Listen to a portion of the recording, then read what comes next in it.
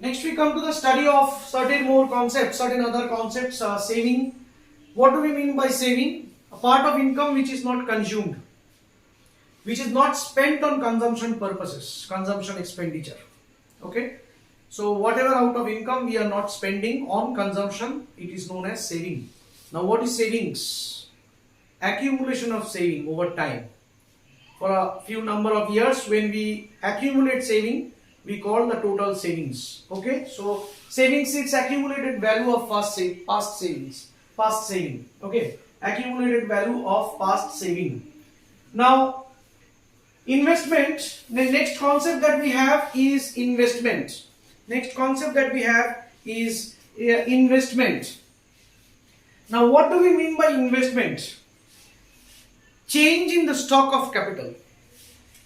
Capital goods may be in the physical form, machinery, equipments and all, machines and all, or it may be in the form of money capital also. Now the change in the stock. Suppose in a particular time period, now this capital is used for the purpose of production. Capital is used for the purpose of production. In Tth period, the stock of capital is given by or measured by KT. Okay, say 5 computers in a particular system. Now in T plus 1th period, say the next year, the stock of capital has increased to KT plus 1. We measure it by KT plus 1.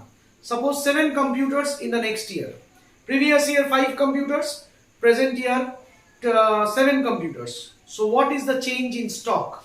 KT plus 1 minus KT. For example, 7 computers minus 5 computers. 2 computers is the capital formation, which we call investment or the capital formation. Now if you need to talk about net investment, every machinery things, every machines, every equipments which are being used, they have wear and tear. Wear and tear, you know, as they are being used, capital is also consumed. The particular bearings, every machines, they need to be, you know, the fan running, the AC machine working, the tube light, which is the light which is glowing, everything has wear and tear, has some depreciation. That wear and tear of machines, wear and tear of equipments is known as depreciation. Now, as we are also calculating the change in the capital stock, now there is some use of capital also, the wear and tear of machines also. Now that depreciation needs to be subtracted, and when from gross investment the depreciation is subtracted, we get what is called net investment. Just you need to learn this concept with the basic things. You don't have to go into very details. Okay, the basic things you need to know, only the definitions. So savings, investment and net investment. Next we have the concept of wealth. Children, we all know what very commonly known as wealth, but when you define in economics, the stock of assets that are a source of income. Now categorize wealth into individual wealth and national wealth. Individual wealth, the asset which has private ownership. Your house, your car is your wealth. Okay, but when it comes to national wealth, along with that individual wealth, whatever belongs to the society, the bridge, the dam, the park, the hospital, educational institution, they are all national wealth.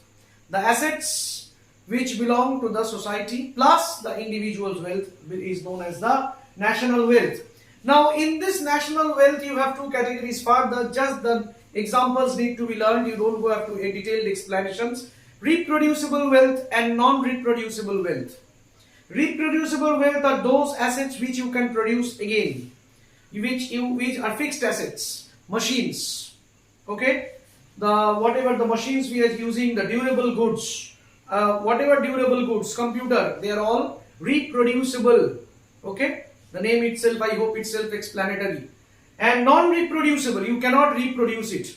Land, mineral assets, forest reserves, these are all non-reproducible assets.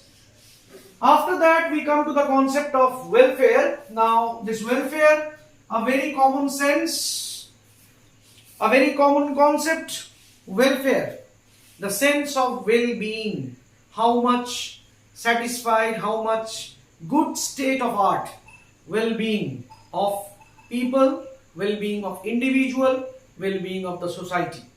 So there also, if you talk about economic welfare, it can be measured in monetary units. Very rich. So economic welfare is there. Per capita income is very high. There is economic welfare. Consumption expenditure is high. People are demanding, consuming very. So that's economic welfare. Indicating economic welfare.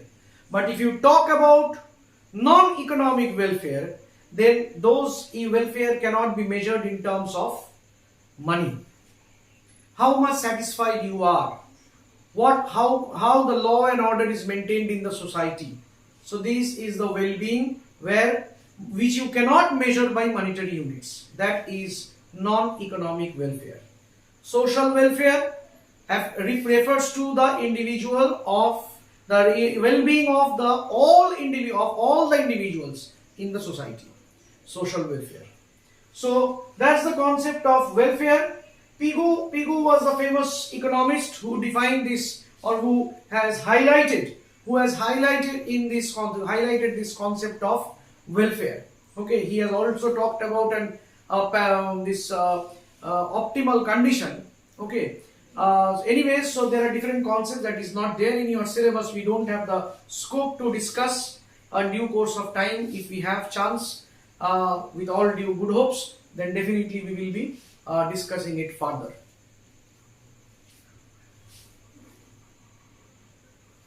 Just as I told you that welfare, Pigou was one of the famous economists who has discussed different concepts of economic welfare, non-economic welfare. And I also just mentioned there is another concept which is not there in your syllabus, but just to mention, optimal condition, we call it Pareto optimality. Vilfredo Pareto was another economist who talked about welfare very much, and he also said that if we talk about an optimal condition. Optimal condition means you cannot put anyone further better off. You cannot put anyone else in a better off position until and unless you reduce the welfare of someone else. If that is done, if that has to be done to make someone better off, someone's well-being needs to go down, then the situation which exists is optimal condition, which is known as Pareto optimal condition, as Vilfredo Pareto has defined that. And if someone's well-being can be increased without reducing other, then the economy is not in an optimal condition. Social well-being, okay, not the optimal condition or not the best condition. That was what Pareto optimality talks about. So that is not in your syllabus. Just since it has come into the context, I mentioned once, you need to learn about this for your exam purpose or your reference to, with the scope of your syllabus: welfare, economic welfare and non-economic welfare.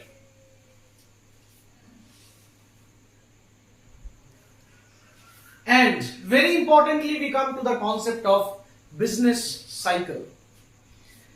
Now, business cycle refers to the recurrent fluctuation in economic activities.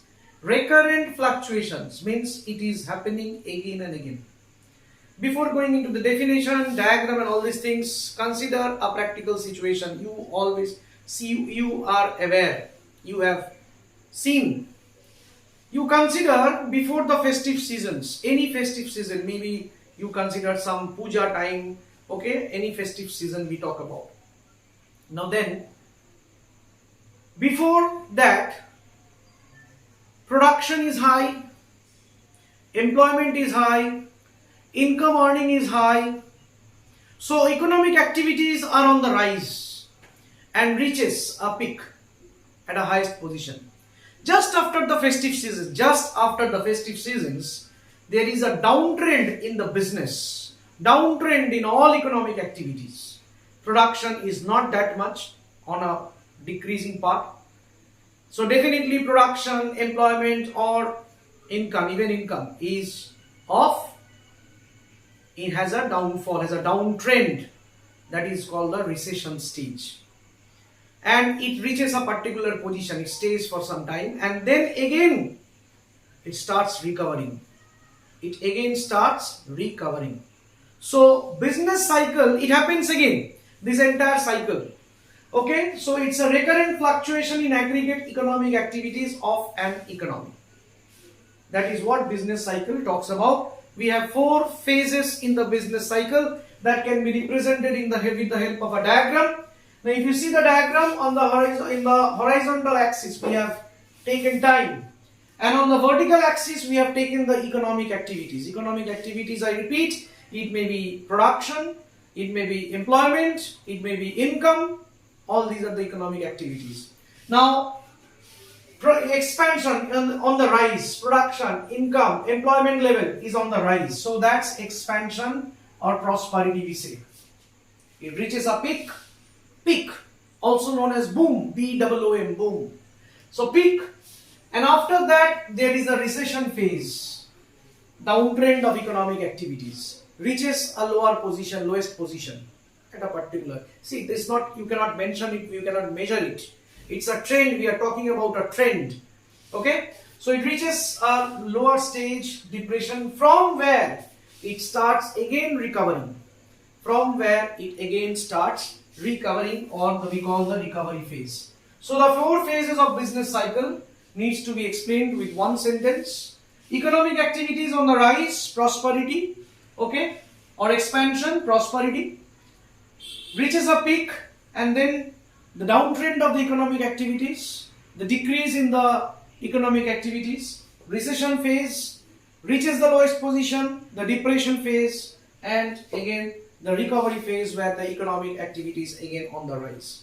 So that's what business cycle talks about. The diagram, be careful, horizontal axis time dimension and vertical axis the economic activities. So that's the 4 phases of business cycle.